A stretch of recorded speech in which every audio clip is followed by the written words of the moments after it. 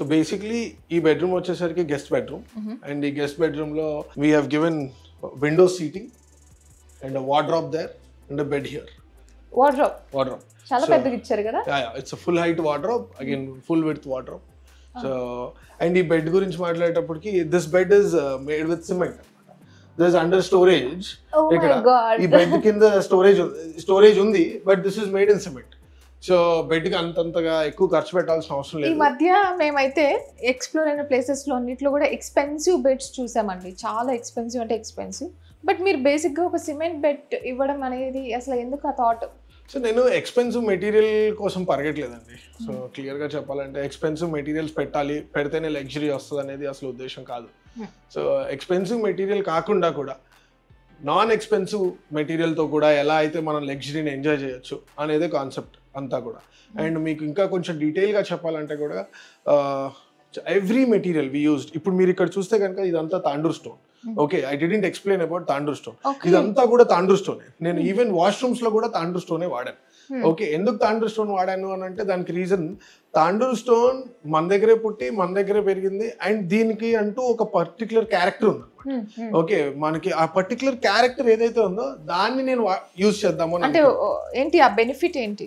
Benefit అంటే ఇది pure lime stone అండి. ఓకే, లైమ్ స్టోన్ లో యూజెస్ ఏంటంటే మీకు మేజర్ యూజ్ ఏంటంటే ఇది బ్రిటిల్ స్టోన్ అంటాం. అంటే ఇది బ్రిటిల్ స్టోన్ అంటే ఇది ఐదర్ ఇరుగుతుంది లేకపోతే అలా ఉండిపోతుంది. ఓకే, అండ్ ఇంకొకటి దీని అడ్వాంటేజ్ ఏంటంటే దీని ప్రాపర్టీస్ ఎలా ఉంటాయంటే దీని ప్రాపర్టీస్ లో సమ్మర్ లో కొంచెం కూల్ గా ఉంటుంది, వింటర్ లో కొంచెం వార్మ్ గా ఉంటుంది. దీని క్యారెక్టరే అది. ఎందుకనంటే మన టెంపరేచర్ మన దగ్గర ఉన్న అట్మాస్ఫియర్ ని అడాప్ట్ చేసుకొని ఇది పెరిగింది. సూపర్ అండి. అసలు కావాల్సింది మనకి ఇలాంటి టైపే. మనం అంటే ఈ మధ్య వాడుతున్నారు పీపుల్, బట్ పీపుల్ కి తెలీదు రీజన్ ఏంటనేది. ఈ స్టోన్ వాడటం వల్ల అడ్వాంటేజెస్ ఏంటనేది తెలియదు. ఇంకొకటి మీరు న్యాచురల్ లైమ్ స్టోన్ మీరు బేర్ ఫుట్ తోని దీంట్లో నడిచినప్పుడు you will know the advantages and you will know the feel అర్థం అవుతుంది దీనిపైన. అండ్ ఇంకొక విషయం ఏంటంటే ఈ స్టోన్ గురించి మీరు ఏ టైల్ అయినా వాడుతున్నారు కదా ఈ మధ్య, tiles is a chemical composition. Chemicals తోని తయారు చేసిందే టైల్ అవుతుంది కానీ it is not a natural product. Nature నుంచి వచ్చిన ప్రోడక్ట్ కాదు టైల్స్. సో నాకు నేచర్ నుంచి రాంది నేను ఇందులో పెట్టాలని అనుకోలేదు. So everything I used is natural. So ఇక్కడ కూర్చోడానికి ఇచ్చినట్టున్నారు స్టోన్ లాగా. అసలు బేసిక్లీ ఈ స్టోన్ ఎందుకు ఇచ్చానంటే నిజంగా చెప్పాలంటే మనకు ఒక బ్యాక్ యార్డ్ కూడా ఉంది, మనం ఇంకా చూపిలేదు మీకు.